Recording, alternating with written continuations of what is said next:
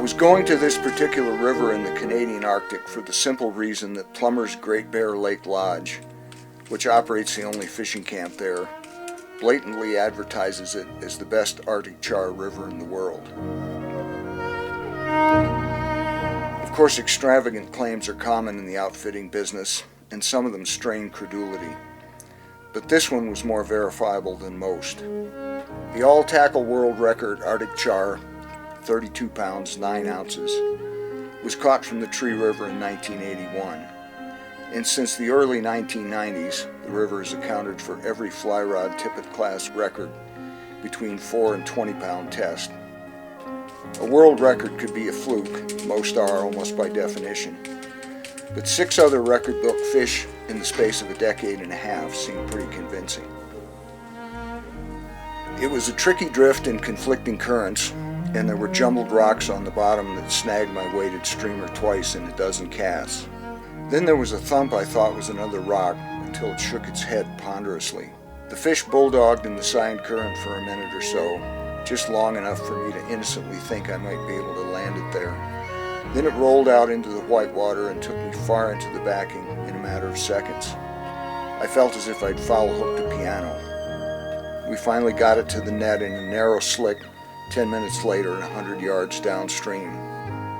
It was a hen about 35 inches long that Blackie guessed at 13 pounds. I was delighted to have landed her, but I was even happier about getting my fly line back. When I first read John Gierach's account of the char from the Tree River, I dreamed of one day traveling to the Arctic to film. That invitation came a few years later by way of Gierach's former guide, called Craig Blackie, now a research student working on a doctorate of fisheries biology. Gierach described Blackie as the most knowledgeable guide he'd ever met, more than suitable credentials in my book, and Craig was returning to the region to fish with a former Tree River manager, Trevor Novak, to fish and explore the area for the first time just as fishermen and not as guides. And I was, well, just along for the ride. Before traveling to the Tree, I met up with the team for a few layover fishing days at Great Bear, Craig and Trevor's old stomping grounds, where I quickly formed the opinion that the fisherman's unofficial goal during the Arctic summer is to avoid any sort of sleep for as many days as possible, a seemingly attainable end during a time of year and in a place where the sun hardly sets.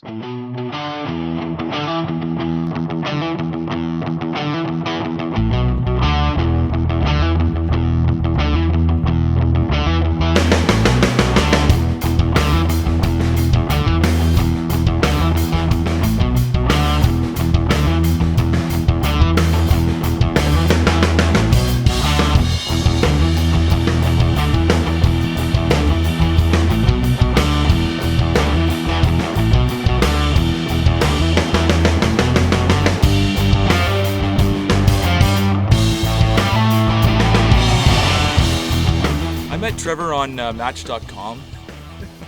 Trevor and I have been friends for a long time. We grew up ski racing, and when I heard that there was another fellow fishing maniac like myself, we quickly became friends.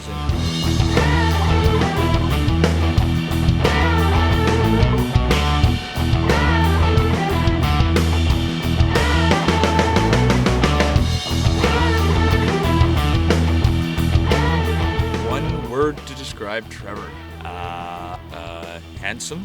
I guess this is a hyphenated word. Loose cannon. What time did I go to bed? I don't think it was actually nighttime anymore when I went to bed. Wild man.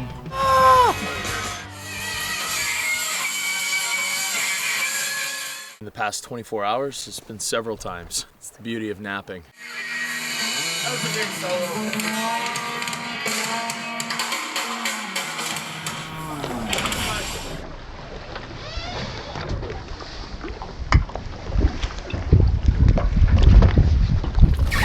I'm laying down on a dock. What? Because I'm awfully tired. A little bit, I believe the term is.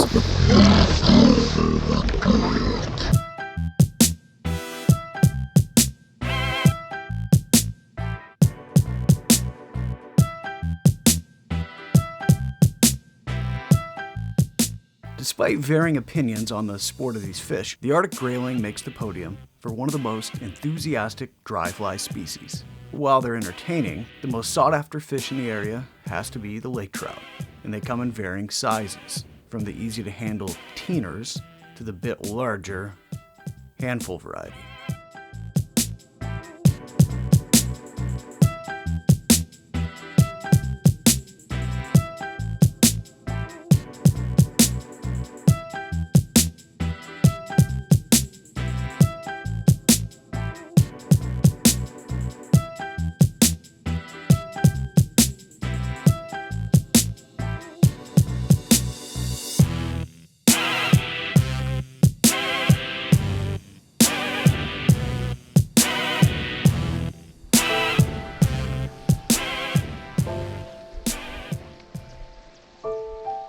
The endless, sleepless pursuit to fish and make the most out of every instant of daylight begins to make more sense when you take into account just how precious the summer hours really are in the Arctic.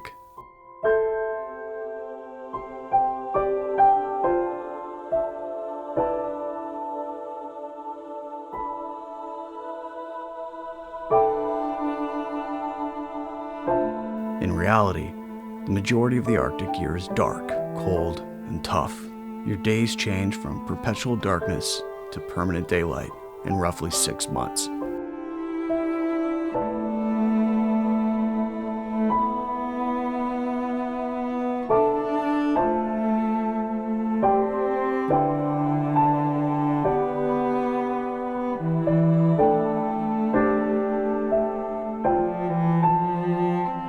And summer is so fleeting, you can actually watch it vanish. In 1 week in the Arctic, we lost almost 45 minutes of daylight, and fall moved in overnight, and with it arrived the usual tough autumn weather for a flight into the tree. The Tree River looks like nothing that I've ever seen. It's another world up there. The river itself is unbelievable when it comes to, just gradient. Incredible drop in the 6 miles of water that we have to work with. Ends up resulting in Class 3, Class 4 whitewater. Being a manager at the Tree River is a tough job, but I think being a manager at any fishing camp is a tough job. And it made me realize the commitment that one has to make if they're willing to say, the heck with this life, I'm gonna go live off the land. And it's it's a great idea, but it's difficult. I think everything in my life I do nowadays, right down to having my daughter this past spring, I always tell myself that if I could go up and run the Tree River for an entire summer, I could do anything. I've sort of lived by that code.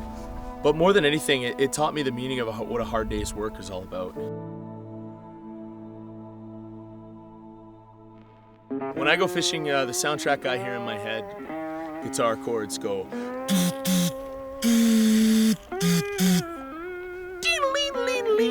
That's sort of what I hear.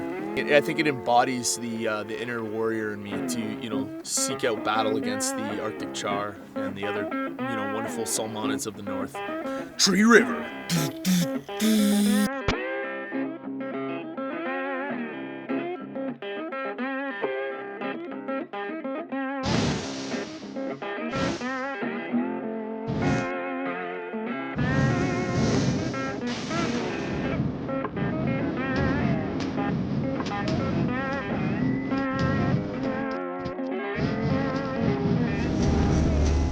I think you look at that water and you think to yourself, why on earth would anyone in their right mind fish here?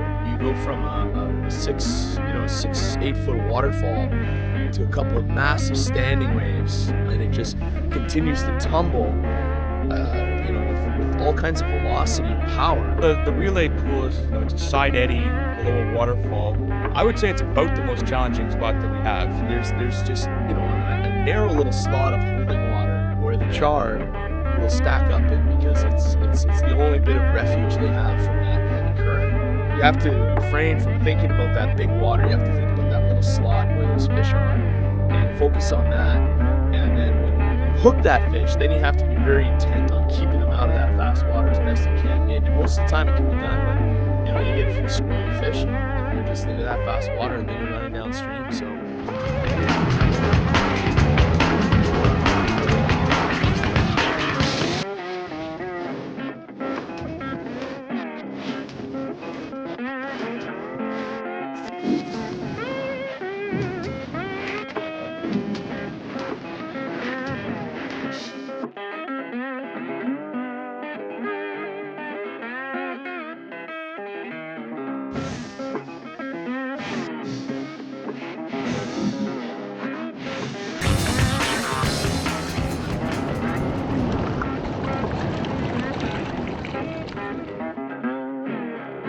the char are really unique.